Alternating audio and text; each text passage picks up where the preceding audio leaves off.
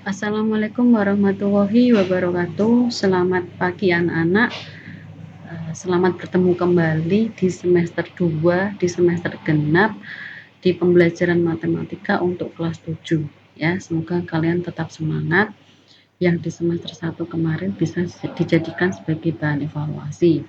Nah, kalian di semester 1 kemarin kan sudah mendapatkan 2 buku paket matematika ya anak-anak, semester 1 dan semester 2. Nah, yang semester 2 sekarang saatnya kita gunakan.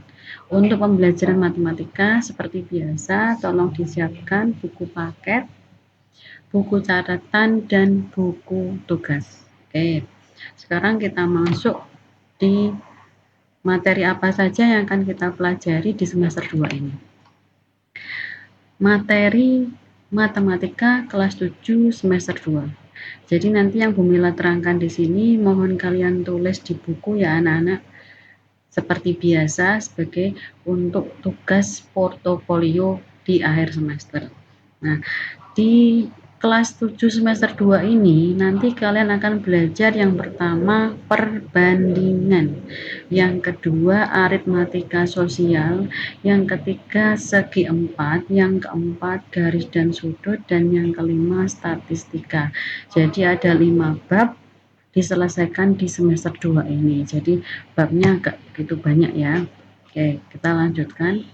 Kita langsung masuk ke bab 1. Nah, bukan bab 1 ya, ini harusnya di bab 1. Kita masuk ke bab 1, yaitu babnya adalah perbandingan. Di perbandingan ini nanti Bu Mila akan membahas 5 subbab. Yang pertama, tokoh inspiratif. Yang kedua, menentukan perbandingan dua besaran dengan satuan yang berbeda. Yang ketiga, perbandingan senilai, dan yang keempat, perbandingan berbalik nilai, dan yang terakhir skala. Nah, subbab itu bisa kalian pelajari di buku paket. Jadi sebelum Bu Mila jelaskan, kalian bisa baca dulu di sana. Oke, kita masuk dulu. Hari ini kita bahas yang 1 dan 2, tokoh inspiratif dan menentukan perbandingan dua besaran. Oke. Sekarang kita buka buku paket kalian. Nah, buku paket kalian halaman 4. Ya, di sana ada tokoh inspiratif kita yaitu Fibonacci. Fibonacci di sini adalah seorang ilmuwan ya dari Yunani. Beliau menemukan suatu barisan bilangan Fibonacci. Apa itu barisan bilangan Fibonacci? Barisan tersebut adalah diperoleh dengan cara menjumlahkan dua suku sebelumnya. Contoh ya, ini ada 0 dan 1. 0 tambah 1, 1. 1 tambah 1, 2. 2 tambah 1, 3. 3 tambah 2, 5. Jadi barisan seterusnya itu diperoleh dari menjumlahkan dua suku sebelumnya. Itu dinamakan barisan Fibonacci dan dia adalah salah satu pelopor adanya perbandingan. Nah, di barisan Fibonacci ini pula ada yang hal unik. Nah, ada hal unik yaitu tentang golden ratio. Nah, apa itu golden ratio? Nah, nanti kalian bisa baca di buku paket, kalian rangkum di buku catatan kalian. Sangat menarik sekali itu apa itu golden ratio. Nah, mungkin kalian bertanya-tanya, Bu, kok dinamakan barisan bilangan Fibonacci? Kenapa? Karena penemunya adalah Bapak Fibonacci. Gitu ya, nanti kalian pelajari tentang golden ratio, ada keunikan khusus di sana. Oke, kita lanjutkan. Kita langsung masuk ke memahami dan menentukan dua perbandingan dua besaran. Kita lihat ke contoh 5.1. Halaman 6 ya anak-anak, halaman 6. Langsung ke halaman 6. Siswa di SMP Sukamaja diminta untuk memilih membaca berita melalui media online atau media cetak. Nah, jadi ada media online dan media cetak. Nah, dari 150 siswa, 100 itu media online dan 50 itu media cetak. Nah, bagaimana membandingkannya? Sekarang bagaimana cara menentukan perbandingannya? Yang pertama, sepertiga dari siswa Sukamaju mengikuti survei memilih media cetak untuk membaca berita. Media cetak ini tadi berapa? Nah, media cetak itu kan 50. Namanya juga perbandingan, berarti dibandingkan dengan jumlah siswa, total jumlah siswa. Berarti 50 dibanding 150 atau bisa disederhanakan menjadi 1/3. Rasio banyak siswa yang memilih media online terhadap media cetak. Nah, rasio antara media online terhadap media cetak. Onlinenya tadi berapa? 100. Cetaknya berapa? 50. Maka bisa diasumsikan perbandingannya adalah 2:1. Nah, itu gambaran tentang perbandingan. Oke. Nanti dipelajari lagi sampai E ya. Kemudian kita lihat di sini menentukan perbandingan dua besaran dengan satuan yang berbeda.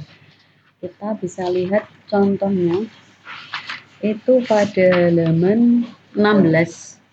Nah, pada halaman 16. Aku bersepeda di lintasan yang berbeda. Terkadang melintasi jalan yang naik, kadang jalan yang turun. Ada kalanya dia melintasi jalan yang datar. Agung berhenti 3 kali untuk mencatat waktu dan jarak. Nah, di sini ada dua besaran yang berbeda, yaitu yang satu waktu, yang satu jarak. Oke. Pemberhentian yang pertama itu 8 km selama 20 menit. Pemberhentian yang kedua 12 km 24 menit. Pemberhentian yang ketiga 24 km 40 menit. Nah, sekarang pada lintasan yang manakah aku mengendarai sepeda dengan cepat? Nah, dengan cepat. Kalau kita mengendarai motor atau mengendarai sepeda, kalau mengetahui kecepatan, mengetahui cepat atau lambat, itu kaitannya dengan apa, Nana? Dengan kecepatan. Nah, dari dua besaran yang berbeda ini, maka nanti kita bisa membandingkan kecepatannya. Nah, oke, sekarang kita lihat. Nah, kita harus menentukan kecepatan rata-rata. Lintasan pertama, Agung menempuh 8 km dalam waktu 20 menit. Nah, berarti 8/20. 4/10. Lintasan kedua dalam 12 km 24 menit, maka 12 bagi 24 kita sederhanakan menjadi 5/10. Yang ketiga 24 km per 40 menit, ketemunya 6/10. Nah, dari sini kita bisa simpulkan ternyata yang paling besar adalah 6/10. Nah, jadi kecepatan yang terbesar adalah di lintasan ketiga. Nah, mungkin ada pertanyaan, Bu, kok bisa lebih besar yang 6/10? Ingat di bab 1, ayo menentukan besaran pecahan, menentukan mana pecahan yang lebih besar. Caranya apa? Disamakan penyebutnya. 5, 2, dan 10 disamakan keberapaan? Kesepuluhan. 5/10 kali 2, maka yang ini jadi 4. 2/10 kali 5, maka ini jadi 5. Maka atasnya 4, 5, 6. Maka inilah yang terbesar. Begitu anak-anak. Jangan lupa kalian tulis, kalian catat ya. Nah, sebagai latihan kalian, buka buku paket kalian halaman 18. Coba kalian kerjakan nomor 1 dan nomor 2. Oke, nanti kita ketemu minggu depan lagi ya anak-anak. Terima kasih, sehat-sehat selalu. Wassalamualaikum warahmatullahi wabarakatuh.